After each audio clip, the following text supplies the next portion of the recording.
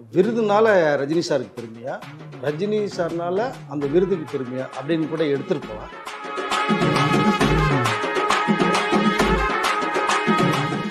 இந்திய அரசாங்கமே ரஜினி சாருக்கு இந்த 50 வருட ஒரு சாதனையாளருக்கு வாழ்நாள் சாதனையாளருக்கு மிகப்பெரிய ஒரு பிரம்மாண்டமான விழா எடுக்கணும்னு இந்த நேரத்தில்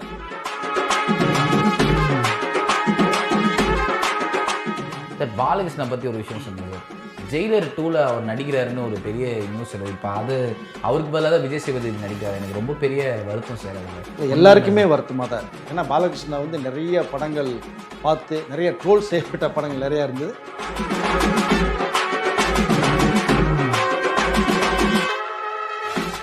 ஷாருக் கான் அவர்களுக்கு கூட ஜவானில் நேஷனல் அவார்டு கொடுத்தாங்க. மேபி இந்த 2 படத்தில் ஏதாவது ஒரு படத்தில் அவருக்கு நேஷனல் அவார்டு கிடைக்கலாமா சார்? இல்லை, நேஷனல் அவார்டு கிடைக்கிறது முக்கியம்னா கூட நான் என்ன சொல்கிறேன்னா இன்னொரு விஷயம், நடிகர் நம்ம சிவாஜி அவர்களுக்கே கொடுக்கணும் சார். தலைவர் நாகேஷ்கே கொடுக்கல சார் நேஷனல் அவார்டு.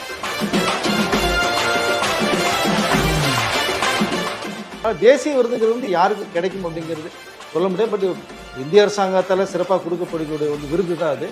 யாருக்கு கிடைத்தாலும் சந்தோஷம், கிடைக்கினாலும் சந்தோஷம். ரசிகர்களுடைய விருது இருக்கு பார்த்தீங்களா, அது இதை விட மிகப்பெரியது.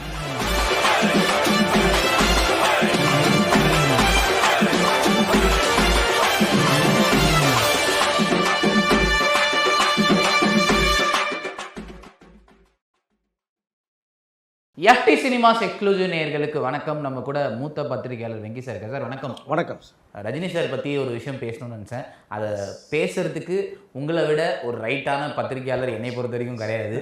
ஸோ ரஜினி சாருக்கு நேற்று கோவா ஃபிலிம் ஃபெஸ்டிவல் இந்தியாவில் நடக்கிறதுலையே ஒரு மிக முக்கியமான ஃபிலிம் ஃபெஸ்டிவல். எல்லா வருஷமும் எப்படி நம்ம கேன்ஸ் பேசுகிறோமோ, அதே மாதிரி ஆஸ்கர் பேசுகிறோமோ, இந்தியாவில் நடக்கிற ஒரு மிக முக்கியமான film festival Goa film festival. அதில் ரஜினி சாருக்கு வாழ்நாள் சாதனையாளர் விருது கொடுத்துருக்காங்க. அதை பற்றியும் அதுக்கு முன்னாடி ஒரு 1 year 2 yearsக்கு முன்னாடி தான் அவருக்கு தாதா சாஹிப் பால்கே விருது கொடுத்துருந்தாங்க. இந்த விருதுகளுக்கு அவர் சரியானவர் தான். அது எந்த அளவுக்கு சரியானவர்ன்றது நீங்கள் சொல்லணும் சார். உண்மையிலேயே தாதா சாஹேப் பால்கே விருதெல்லாம் விருதுனால ரஜினி சாருக்கு பெருமையா, ரஜினி சார்னால அந்த விருதுக்கு பெருமையா அப்படின்னு கூட எடுத்துகிட்டு போகலாம். பட் அந்த விருது ரஜினி சாருக்கு சரியான நேரத்தில் இந்திய அரசு கொடுத்தது கௌரவிச்சதை ரொம்ப பெருமையாக நான் பார்க்குறேன். ரொம்ப சிறப்பான ஒரு விஷயம் நான் பார்க்குறேன். நான் முழு தகுதியானவர். அவருக்கே இவ்வளோ தாமதமாக கொடுக்கப்பட்டதுன்னு கூட ஒரு கேள்வியில் கண்டிப்பாக நம்ம வைக்கலாம். அது ஒரு பக்கம். அந்த விருதை டெடிகேட் பண்ணது அவருடைய உயிர் நண்பன் ராஜா பகதூர் தான் டெடிகேட் பண்ணார். அது ஒரு விஷயம் பார்க்கப்படுது. ஏன்னா மிகப்பெரிய உயரிய வருது. அது யாருக்கு ஏதாவது எங்களுக்கு கிடைக்குமானது இந்திய திரைப்படத்தை சார்ந்தவர்களே நிறைய பேர் வெயிட் பண்ணிட்டு இருக்காங்க. அதற்கு அப்பாற்பட்ட நிறைய சாதனைகள் வெயிட் பண்ணுறாங்க போது ரஜினி சாருக்கு கிடைச்சதை நான் சிறப்பாக பார்க்குறேன். அது ஒரு பக்கம். ரெண்டாவது கோவா சர்வதேச திரைப்பட விழா. அது நீங்கள் சொன்ன மாதிரி கேன்ஸ் அண்டு ஆஸ்கார் மாதிரி நம்ம இந்தியாவில் நடக்கக்கூடிய இந்த கோவா ஃபெஸ்டிவல் ரொம்ப சிறப்பாக ஒரு விஷயத்தை நான் பார்க்க போகிறேன். அது சரியான இடத்துல அவரும் கொடுக்கப்பட்டது. 50வது வருட மிகப்பெரிய சாதனைக்கு சொந்தக்காரர், வாழ்நாள் சாதனையாளர் விருது ரஜினி ஃபேமிலியோட போய் செலிப்ரேட் பண்ணிட்டு வந்ததை நான் பார்க்குறேன். பட் அதுக்கு மீறி நான் இன்னொன்று சொல்ல வரேன். இது திரைப்பட சம்மந்தப்பட்டதுனால அந்த கோவா ஃபெஸ்டிவலில் கொடுத்துருக்காங்க. சரியான இடத்துல கொடுக்கப்பட்டது தான் அது. பட் இந்திய அரசாங்கமே ரஜினி சாருக்கு இந்த 50 வருட ஒரு சாதனையாளருக்கு வாழ்நாள் சாதனையாளருக்கு மிகப்பெரிய ஒரு பிரம்மாண்டமான விழா எடுக்கணும்னு இந்த நேரத்தில் நான் சொல்லிக்கொள்ள விரும்புகிறேன். ஏன்னா அதற்கு முழு தகுதியான ஒரு நபர். இவரை விட்டு அவர் யார் இருப்பாங்களான்னா அது எனக்கு தெரிஞ்ச வரைக்குமே இண்டஸ்ட்ரியில் பெரிய அளவில் 50 வருடமாக ஒரு கதாநாயகனாக தொடர்ந்து பண்ணிகிட்டு இருக்கிறவர் சூப்பர் ஸ்டார். ஒரு பக்கம் கமல் பண்ணுறாரு, அது வேற. பட் பல சாதனைகளுக்கு சொந்தக்கார். ஆனால் அவருக்கும் கமல் 50, கமல் 16 எடுத்தாங்க சார். எடுத்தாங்க. ஆனால் ஏன் இவருக்கு ஒரு இனிஷியேட் ஒரு நடிகர் சங்கமோ ஏன் சார் எடுக்க மாட்டாங்க? நடிகர் சங்கம் எடுக்கணும், தயாரிப்பாளர் சங்கம் எடுக்கணும், ஒட்டுமொத்தமாக திரையுலகமே சேர்ந்து எடுக்கணும். 24 கிராஃப்ட், பெப்சி எல்லாமே சேர்ந்து தான் எடுக்கணும். ஏன்னா அவர் கௌரவிச்சே ஆகணுங்க. அவர் வேணான்னு சொல்லுவார். எப்போ நான் சாதாரண மனுஷன், எனக்கு தேவையில்லைம்பார். எல்லாம் சொல்லிட்டு போட்டோம். சார் உங்களுக்கு தேவையில்லை, எங்களுக்கு தேவைன்னு சொல்லி நீங்கள் எடுங்க. அதானே முக்கியம். நீங்கள் நேர் இண்டோர் ஸ்டேடியத்தில் வைக்காமல் நீங்கள் நேர் அவுட்டோர் ஸ்டேடியத்தில் வைங்க. இல்லை ஃபுல் அரசியல் மாநாடு மாதிரி ஒரு மாநாடு மாதிரி திடல் ரெடி பண்ணுங்க, வைங்க. அப்போ பாருங்கள் என்ன கூட்டம் வருதுன்னு பாருங்கள். உலக ரசிகர்களே அவங்க குமிச்சு போவாங்க உங்களுக்கு.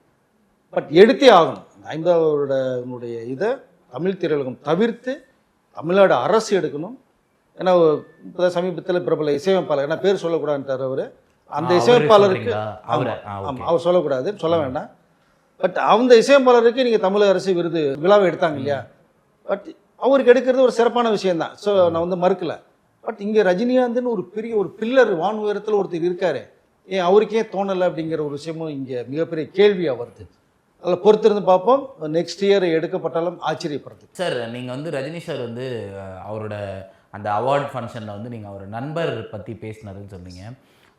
ஒரு நட்புக்கு ஒரு மிக அது வந்து நம்ம வந்து நடிகர், அவர் மிகப்பெரிய நடிகர், சூப்பர் ஸ்டார்லாம் தாண்டி அவரோட ஹியூமனிட்டி, அதாவது ஒரு தனக்கு உதவிய தன் நண்பனை இன்னி வரைக்கும் இந்தியாவோட ஒரு மிகப்பெரிய மேடையில் கூட அவர் வந்து மறக்காமல் அந்த பேரை சொல்கிறதுக்கு தானே சார். ஒரு நண்பனுக்கும் அது ரொம்ப முக்கியம் இல்லை சார்? கண்டிப்பாக சார், கண்டிப்பாக. அந்த நட்பை வந்து மறக்கவே கூடாது. நீங்கள் ரஜினி சார் சொன்னது ராஜா பகதூர்ன்ற ஒரே ஒரு நட்பை சொல்லியிருக்காரு. எனக்கு தெரிஞ்ச அவருக்கு நட்பு ஓட்டாரு கிட்டத்தட்ட ஒரு 6 பேர் இருக்காங்க, சென்னையிலே இருக்காங்க. முரளி அப்படிங்கிறவர், விட்டல்ங்கிறவர், அப்புறம் மனசாட்சி நடராஜ் அப்படிங்கிறவர். இதற்கு மேலே ரஜினிகாந்துக்கு தமிழ் சொல்லி கொடுத்து அவரை வந்து, ஏன்னா அந்த 5 நண்பர்களே கொஞ்சம் வசதியானவர் வந்து ராஜகோபால் அப்படிங்கிறவர். அவர் திண்டுக்கல்லை சேர்ந்தவர். பட் அவர் தான் ரஜினி சாரோட நட்பு வட்டாரத்துக்குள்ள நம்ம இன்ஸ்டியூட்டில் ஒன்றா படித்து வெளில வந்தாங்க. 5 பேருடைய நட்புமே ரஜினி சாருக்கு பெரிய பேக் போனாக இருந்துச்சு. இதை தவிர அவருடைய டிரைவராக இருந்த ராஜா பகதூர் அவர்கள், அப்புறம் அவரோட படித்த ஹேமா சௌத்ரி, அவங்க நிறையா படம் அப்புறம் வந்து பண்ணாங்க. பெரிய அளவில் வர முடிய தவிர பண்ணிட்ட படம் செட்டில் ஆகிட்டாங்க. இதற்கு மேலே ஒருத்தர் இருக்காங்க தெரியுமா உங்களுக்கு? ஸோ ராஜா பகதூர் மாதிரியே ஒரு தோழி இருந்தாங்க. ஸோ தோழன் ஒருத்தர் இருந்தார், தோழி ஒருத்தவங்க இருந்தாங்க. அந்த தோழி இவருக்கு எப்படி ராஜா பகதூர் வந்து கண்டக்டராக இருக்கும்போது சினிமாவுக்கு நீ போன்னு சொல்லி கொடுத்து பணம் கொடுத்து உதவி பண்ணாரோ, அதே ஈக்குவல் பணத்தை அந்த தோழி கொடுத்தாங்க. இன்ன வரைக்குமே ரஜினி சார் வந்து அந்த தோழியை தேடிட்டு இருக்காரு. உங்களுக்கு எங்கேயாவது கண்ணில் சிக்குவாங்களா? ராஜா பகதூர் கூடவே இருக்கார்.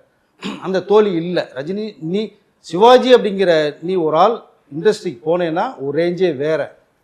நீ வளர்ற வரைக்கும் நான் இருப்பேன், நீ வளர்ந்த பிறகு நான் இருக்க மாட்டேன்னு சொன்னாங்க. அவங்க இருக்க மாட்டேன்னா ஒன்று விட்டு நான் போயிடுவேங்கிற மேட்டர். அங்கே ஒரு லவ் இருக்குமானா கிடையாது, நட்பு இருந்தது.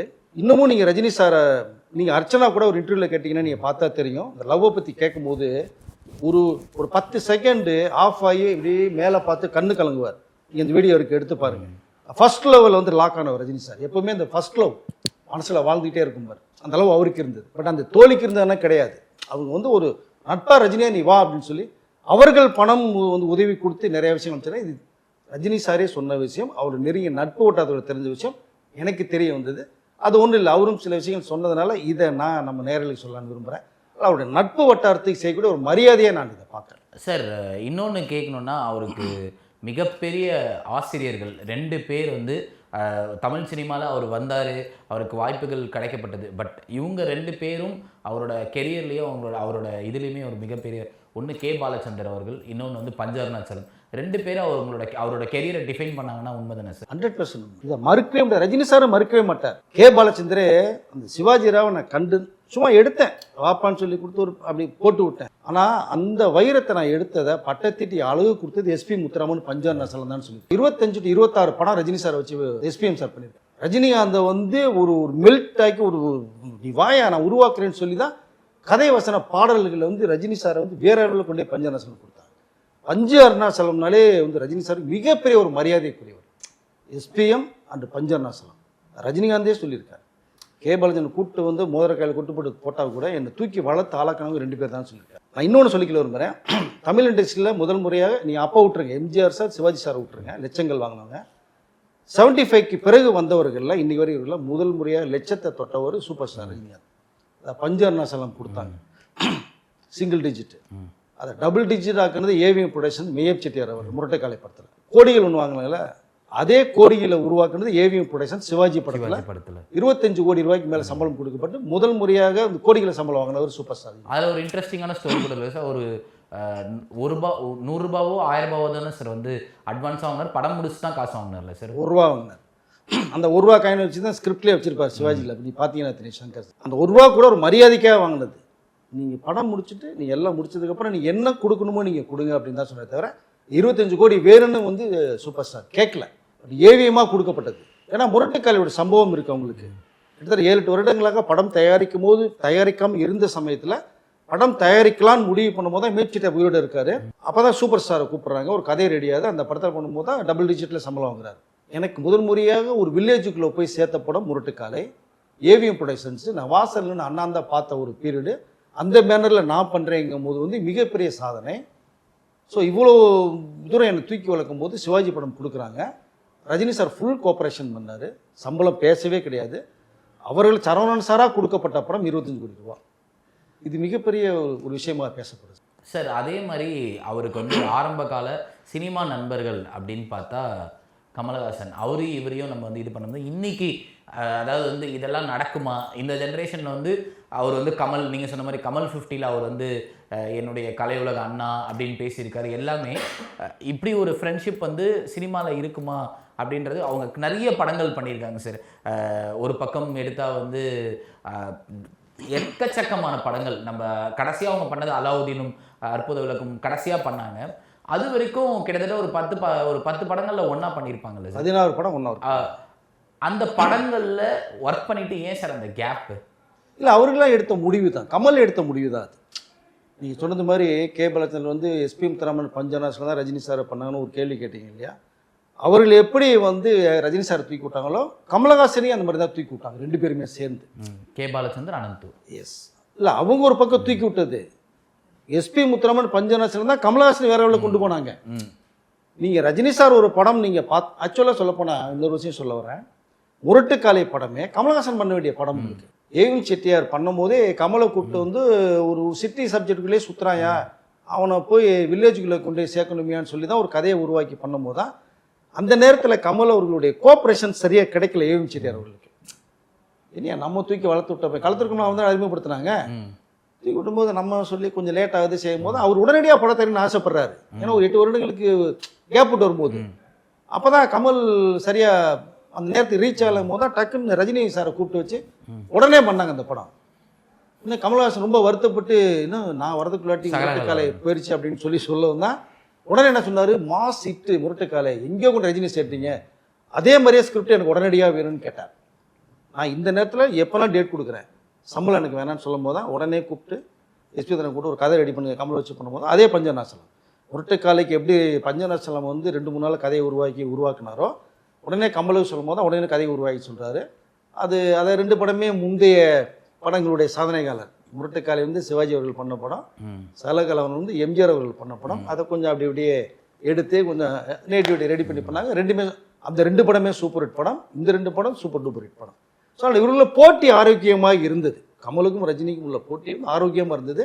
கலை உலகம்னா இன்ன வரைக்குமே இந்த நட்பு தொடர். அந்த நட்பின் விளைவாக தான் இப்போ 173 படம் கமலுக்காக பண்ணுறாரு. 174வது படம் வந்து 2 பேரும் சேர்ந்து பண்ண போகிறாங்க, ரஜினி சார் பண்ணக்கூடிய ஒரு படம் அது. ஸோ அந்த நட்பு தொடருது, ஒரு ஆரோக்கியமான போட்டி. எதுவாக இருந்தாலுமே 2 பேரும் டிஸ்கஷன் பண்ணிக்குவாங்க. ரஜினி டக்குன்னு கமலை ஃபோன் அடிச்சு இந்த மாதிரி டைரக்டர் சொல்லியிருக்காரு பண்ணலாமா என்னன்னு ஒப்பீனியன் கேட்பாரு, கமல்ஹாசன் கேட்பாங்க. அதெல்லாம் ஒரு நல்ல நட்பு வட்டாரத்துக்குள்ள சகோதரனுடைய அந்த பாண்டிங்கில் 2 பேருமே இருக்காங்க. 2 பேரும் போட்டி போட்டு நீயா நானா வருவோம்னு ஆரோக்கியமான போட்டி இருந்தது. ரசிகர்கள்ட்டையும் வந்து அந்த ஆரோக்கியமான போட்டி இருந்தது. என் தலைவர் பண்ண சூப்பர் ஹிட், அவன் தலைவர் பண்ண ஏன் படம், 2 பேர் ரசிகர் 2 பேருமே படத்தையும் பார்த்து செலிப்ரேட் பண்ண காலங்கள் உண்டு சார். இதில் வந்து இன்னொன்று மைன்யூட்டாக பார்க்கணுன்னா ஒரு விஷயம் வந்து அது நிறைய பேர் பேச மாட்டுறாங்க சார். ஒரு 90ஸ்க்கு அப்புறம் சார் இவர் ஒரு டேரக்டரோட ஒரு படம் பண்ணுவார். அடுத்த படம் வந்து ஒன்று கமல் சார் அந்த படத்தை பண்ணியிருக்காருன்னா ரஜினி சார் வந்து அதே டேரக்டரோட ஒரு படம், இப்போ சுந்தர் சியை வச்சு அவங்க வந்து அருணாச்சலம் பண்ணுறாங்கன்னா அடுத்து அன்பேஷம் இவர் பண்ணுவார். KS ரவிக்குமார் வச்சு அவர் ஒரு படம் பண்ணுறாருன்னா இவர் ஒரு படம் பண்ணுவார். அப்படின்ற ஒரு ரிப்பிட்டேஷனே இப்போ சுரேஷ் கிருஷ்ணா வச்சு அவர் ஒரு படம் பண்ணுறாருன்னா இவர் ஒரு படம் பண்ணுவாங்க. ஸோ இது மாதிரி ஒரு கிவனே இருக்குமா சார், இந்த கதை கேளுங்க அப்படின்னு சொல்லிட்டு. KS ரவிக்குமார் சார் கூட ஒரு இன்டர்வியூவில் சொல்லியிருந்தார் சார், தென்னாலி அப்படின்ற டைட்டில் கூட வந்து நான் சொன்னது தான், ரஜினி சார் சொல்லி தான் வந்து வச்சுதானா, அவர்கிட்டே சொல்ல லேட்டாக சொன்னோம் அப்படின்னு சொல்லிட்டு. ஸோ அவ்வளோ பெரிய நட்பா சார் அது? அவ்வளோ பெரிய நட்பில் வானுவரத்துக்கு அந்த நட்பு கூட நம்ம சொல்லலாம். பட் அவருக்குள்ள அந்த பாசமே வேறு சார். நீங்கள் சொன்னது மாதிரி ரஜினி சார் பண்ணக்கூடிய ஒரு டைரக்டர் ஒரு மாஸ் பண்ணிட்டாருன்னா, இப்போ ரஜினி அந்த டைரக்டர் நான் யூஸ் பண்ண போகிறேன், எனக்கு ஒரு மாஸ் தரேன்னா அவரே சொல்லி அனுப்புவார். இது மாதிரி கமல் பண்ணவங்க கூட ரஜினி சார் பண்ணாங்க. இது ஒரு பக்கம்னா கூட ஹீரோயினே பார்த்தீங்கன்னா ரஜினி சார்ட்ட நடித்த ஹீரோயினை உடனே கமல் கூப்பிடுவார். அப்படி கூப்பிட்ட ஹீரோயின்ஸ் நிறைய பேர் இருக்காங்க, எல்லா பேரும் இருக்காங்க. அம்பியாலேருந்து, ராதாலேருந்து, அமலாவிலேருந்து, வேலைக்காரன்லாம் பண்ணும்போதெல்லாம் உடனே கூப்பிட்டு இவங்க பண்ண சத்யா அதெல்லாம் பண்ணது. ஸோ அதனால் ஒருத்தர் உன் கூட ஹீரோயினை பண்ணுறாங்களா, என் கூட ஹீரோயினை பண்ணும், உன் கூட டைரக்ட் பண்ணலாம், என் கூட டைரக்ட் பண்ணலாம்.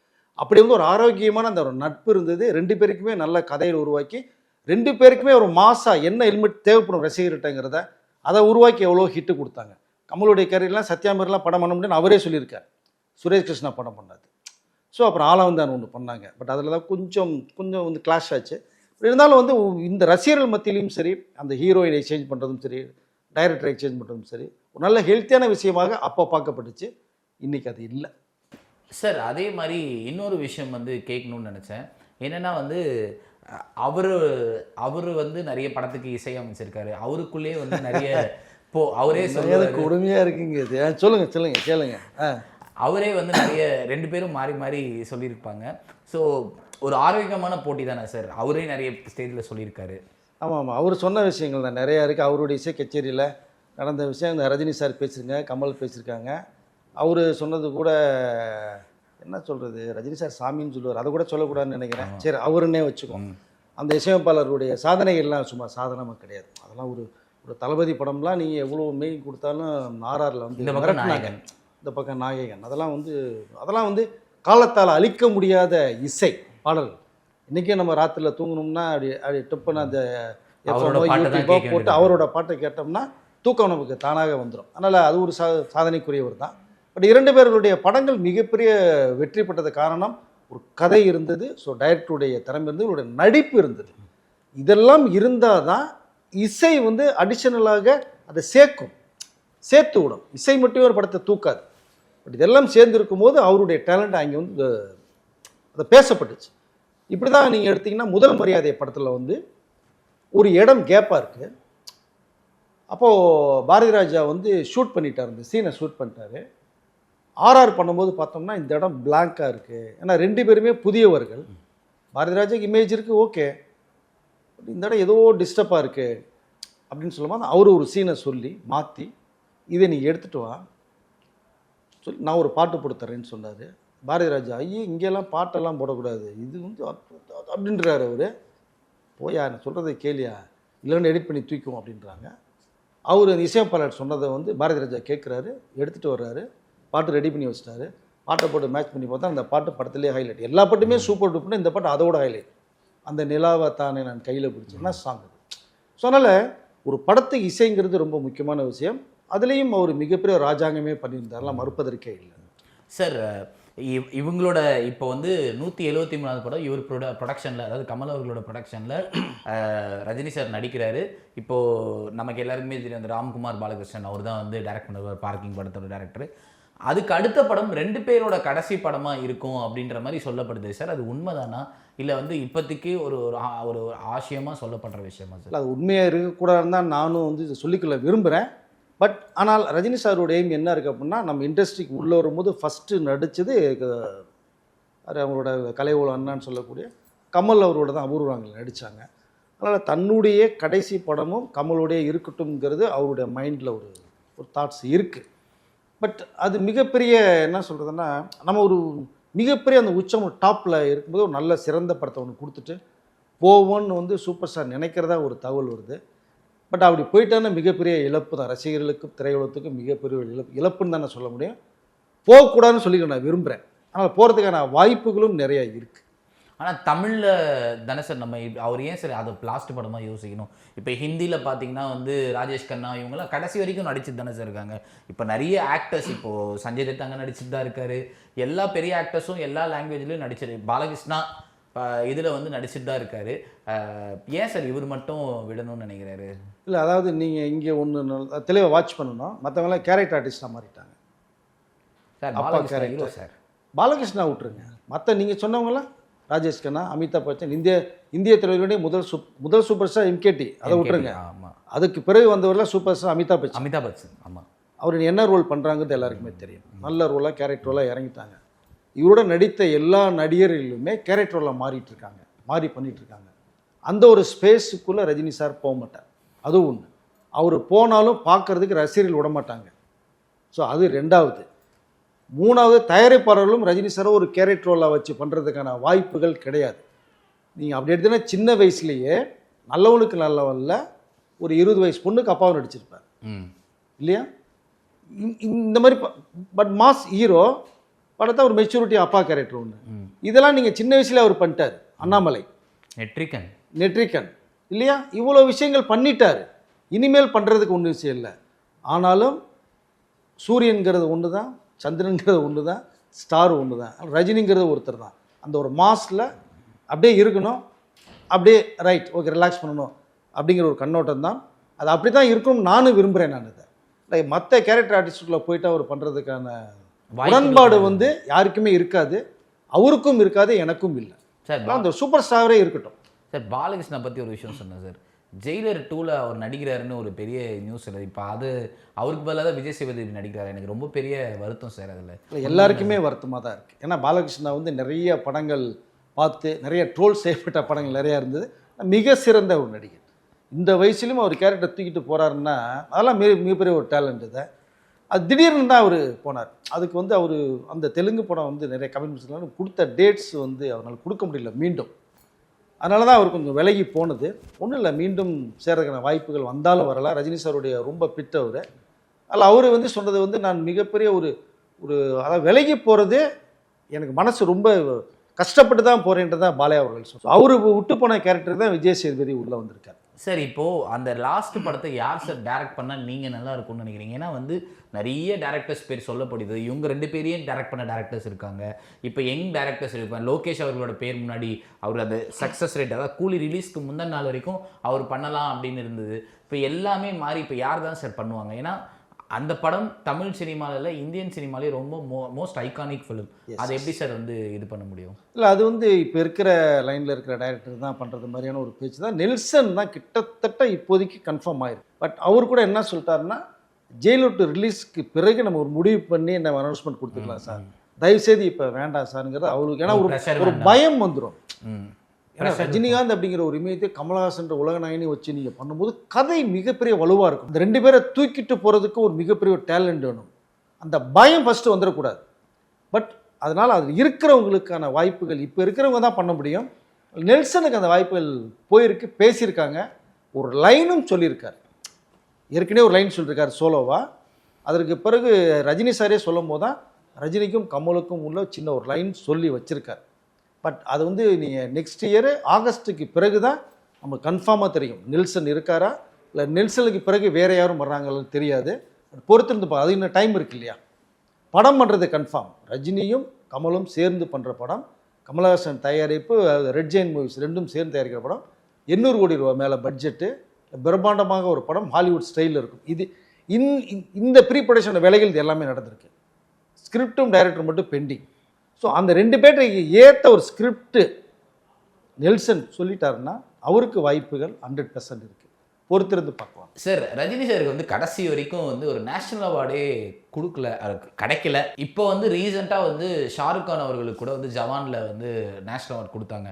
முன்னாடி வந்து நேஷ்னல் அவார்ட்னாலே அந்த படங்களோட டோனே வந்து ஒரு மாதிரி ஒரு சோகமான எண்டிங்கோ இல்லை அந்த ஹீரோ வந்து ரொம்ப கஷ்டப்பட்டிருக்க மாதிரி அப்படின்னு. இப்போது நேஷ்னல் அவார்டோட இது வெர்ஷன்ஸ் மாதிரி இருக்குது. மேபி இந்த 2 படத்தில் ஏதாவது ஒரு படத்தில் அவருக்கு நேஷ்னல் அவார்டு கிடைக்கலாமா சார்? பட் நீங்கள் சொல்லுவீங்க தாதா சாஹேப் பால்கே அதை விட பெரிய விருது தம்பி, அதுவே அவருக்கு கிடச்சிச்சு, ஸோ இது பெருசா அப்படின்னு சொல்லிட்டு. பட் ஒரு நேஷ்னல் அவார்டு ரொம்ப முக்கியம் இல்லை சார்? இல்லை, நேஷ்னல் அவார்டு கிடைக்கிறது முக்கியம்னா கூட இங்கே அதை விடலாம் சிறந்த விருதுகள் நிறைய தட்டிட்டு போயிட்டார். நீங்கள் சொன்னது மாதிரி தாதா சாஹேப் பால்கே அவர்லாம் சாதாரண விஷயம் கிடையாது. பட் நான் என்ன சொல்லுவேன்னா, இன்னொரு விஷயம், நடிகத்தில் சிவாஜி அவர்களுக்கே கொடுக்கல சார். என் தலைவர் நாகேஷ்கே கொடுக்கல சார் நேஷ்னல் அவார்டு. அப்புறம் அவர்கள்லாம் பார்த்தீங்கன்னா நீ படத்துக்கு படம் கொடுத்துட்டே இருந்திருக்கணும். சிவாஜி அவர்களுக்கு என்ன சொன்னாங்கன்னா, என்னங்க அதாவது கௌரவத்தில் வந்து ஒரு கேரக்டர் பேர் பாரிஸ் ரஜினிகாந்த் கேரக்டர் பண்ணியிருப்பார். ரஜினிகாந்த் சார் ஃபீல்டுக்கு வரும்போது அந்த கேரக்டர் அவர் வச்சுருப்பார். எத்தனை படம், யானை ஒலி படங்கள் சொல்லிட்டே போகலாங்க சிவாஜி சார் படங்கள். நீங்கள் அப்போது ஏன் கொடுக்கலன்ற விஷயம் வரும்போது, ஏங்க வருஷம் பூரா அவரு தாங்க தர வேண்டியது இருக்குங்க, மற்ற நடிகர்கள் தரவே முடியாதுங்க, வருஷத்துக்கு வேணால் படம் பண்ணாமல் இருக்க சொல்லுங்க அப்படின்னு சொன்னாங்க. ஆனால் தேசிய விருதுக்கான ஒரு சர்டிஃபிகேட் சிவாஜி அவர்களுக்கு கொடுக்கப்பட்டுச்சு. இது நீங்கள் பத்திரமா வச்சுக்கோங்க ஐயா, இந்த விருது அதெல்லாம் விட சிறந்த விருதுன்னு சொல்லி ஒரு சர்டிஃபிகேட் கொடுக்கப்பட்டது சிவாஜி அவர்களுக்கு. அது மாதிரி நாகேஷ் அவருக்கெல்லாம் கொடுக்கணும்னா நிறைய படங்கள் கொடுக்கும். சரி, எவ்வளோ படங்கள் கொடுத்துருக்கலாம் அவரை மாதிரிலாம் ஒரு நடிகர்லாம் சர்வசுந்தரம்லாம் பார்த்தீங்கன்னா பண்ண வேண்டிய யாருனாலையுமே. சார் சர்வசுந்தரம் நீங்கள் அப்போ சொல்கிறீங்க, நான் கடைசியாக நம்மவரில் ஒரு சீன் பார்த்துட்டு இருந்தேன் சார். எப்பேற்பட்ட ஆக்டர் சார். ஸோ அதனால் இந்த தேசிய விருதுங்கிறது வந்து கௌரவிக்கக்கூடிய ஒரு விருது தான்.